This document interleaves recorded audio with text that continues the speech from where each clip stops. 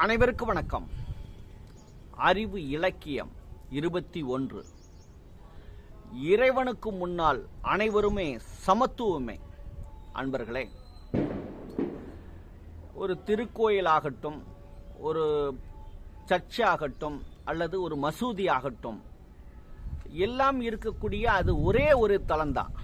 ஆனால் அதில் லட்சக்கணக்கான பேர், ஆயிரக்கணக்கான பேர் போய் அந்த ஒரு இடத்துல கூடி ஒரு பிரார்த்தனை செய்கிறாங்க, வேண்டுதல் வைக்கிறாங்க.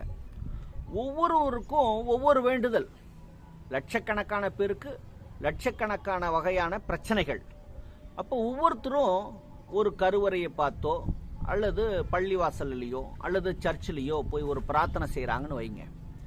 அப்போ அங்கே இருக்கக்கூடிய இடம் ஒன்று தான். ஆனால் அவர்களுடைய அங்கே கூடியிருக்கக்கூடிய மக்களுடைய பிரச்சனைகள் வெவ்வேறு வகையானது. அந்த வெவ்வேறு வகையான பிரச்சனைகள் ஏதோ ஒரு சூழ்நிலையில் அவர்களுடைய வேண்டுதல் நிறைவேறுகிறது. அதனால தான் மீண்டும் மீண்டும் நம்ம என்ன செய்கிறோம், அந்த இறை வழிபாட்டுக்குள் அனைவரும் ஒன்று கூடுகிறோம். நம்மளுடைய பிரச்சனை வேறு யார்கிட்டையும் சொல்ல முடியாது, தீர்க்க முடியாத பிரச்சனை. எப்படியாவது நம்மளுடைய பிறவி பயனை பூர்த்தி செய்ய வேண்டும் என்ற எண்ணத்தில் நமக்குள் இருக்கக்கூடிய மனக்கவலை போக்குவதற்காக நாம் செல்லக்கூடிய இடம் இறைத்தலம். அந்த இறைத்தலம் என்ன செய்கிறது, அங்கு இருக்கக்கூடிய அந்த கருவறையில் இருக்கக்கூடிய இருள் அறை அதை நம்மளுடைய பிரச்சனைகளை உள்வாங்கி கொண்டு நம்மளுடைய பிரச்சனைகள் தீர்க்கக்கூடிய வழிமுறைகளை, சூழ்நிலைகளை உருவாக்கி விடுகிறது. ஆகவே இறைவெளி, கருவறை இவை அனைத்தும் ஒன்றுதான். ஏன்னா நம்ம வெட்ட வெளிக்குள்ளதான் இருக்கிறோம், இறைவனுக்குள் தான் இருக்கிறோம்.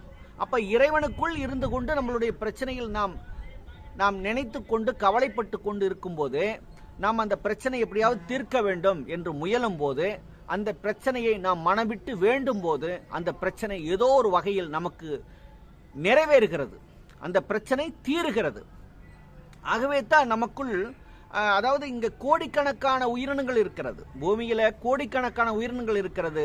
ஆனால் மனிதன் மட்டுமே அந்த இறை நிலையை, அந்த தெய்வீக உணர்வை உணரக்கூடிய ஒரு உயிரினமாக இருக்கிறான்.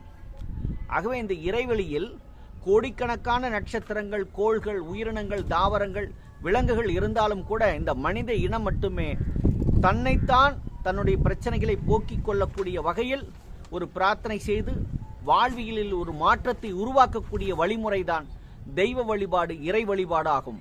நன்றி.